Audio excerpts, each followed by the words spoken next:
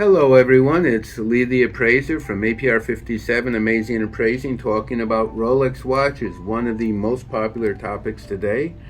We get calls on these watches every single day. Hundreds of people come in asking us for certain styles, certain brands, and a big question today is we're getting a lot of people who are buying a Rolex for the first time in their life. So it's going to be their first Rolex watch. So what do they look for? What do they get? What do they want? What questions to ask? How do they know which watch should be their very first Rolex, their very first love, as they say? Okay, so we have three different Rolex Submariners. Out of all the Rolex watches that are manufactured and are in demand, generally speaking, their most popular models out of all of them are their sport models.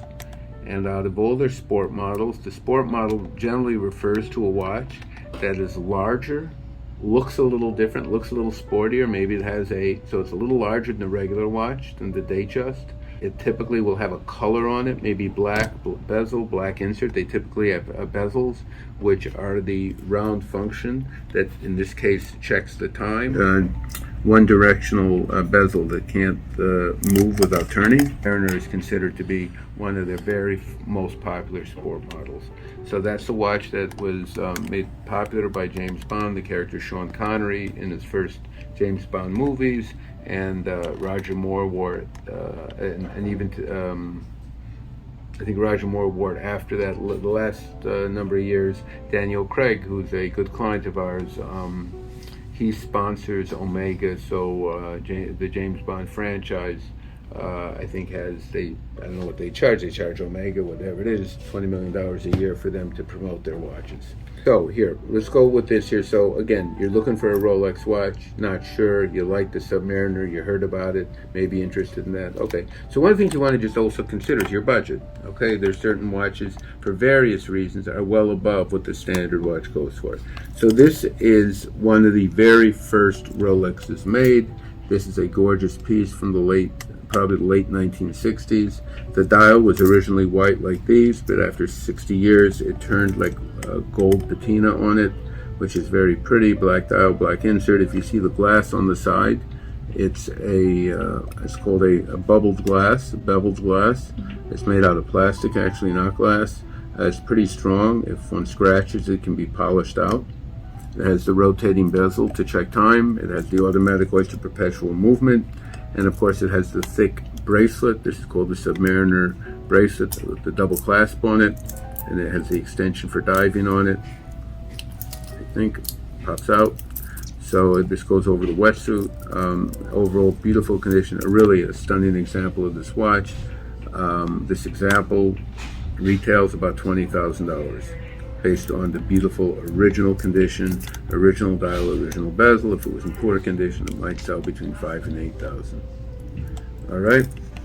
Some people, again, like the vintage ones, very strong, very nice. This is a later edition. This is from the year about probably 2000. Again, automatic perpetual movement, clicking bezel just rotates one direction. Heavier bracelet, heavier buckle, stronger, more durable in the water, probably 30% heavier in weight, all stainless steel, sapphire glass, basically scratch proof, typically chip proof, very nice, simple, plain watch, the standard watch that people wear for basically any occasion. Really one of the nicer watches. All these watches are great investments. This one, again, in perfect condition, this one here sells for about $10,000 to $12,000. Poor condition would bring it down maybe 6 to 7. New, this model they don't make new, but if it was new, it would be about 12 grand. This is the brand new model. A little larger. The case is a little larger, especially the top of the case. You see that it's much wider. It's about 20% wider on the top. The bezel a little shinier. It's made out of a ceramic material that they make the bezel now. It's actually scratch proof. It twists as such. Has a date magnifying glass, same oyster perpetual movement, and again the bracelet is made just a little thicker than the standard model. Okay, It has a new clasp on it. Alright, the adjustable feature in the clasp, it goes bigger and smaller. Over here you can make it a little bigger on your wrist like that, just by pulling it down. Very, very nice watch. The retail on these today, I think, are about $12,000, but you can't get them. That's just another thing with Rolex. The demand now is outsourcing the supply, so the market value on these are probably close to $14,000. Which ones do you prefer? Again, I'm always drawn to the original vintage pre-owned watches. So I like them primarily because they're nicer, they show history, they're rarer, all those factors. But there's nothing wrong with these two. So I would say if you're on a budget or you don't want to spend as much as 15 or 20 grand, you probably want to go with a pre-owned one of either a recent vintage.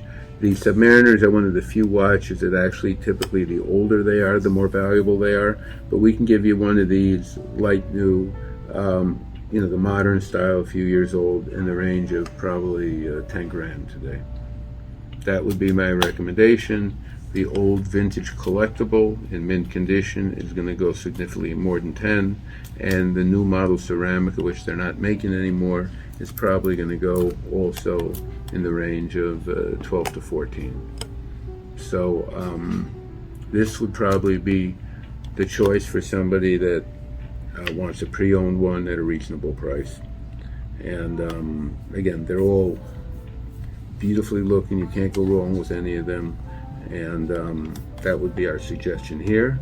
Advising you on what to look for and advice on how to buy your very first Rolex watch. Okay, this is Lee the Appraiser from APR 57. If you have any questions, you can call or text us at 212-246-2000.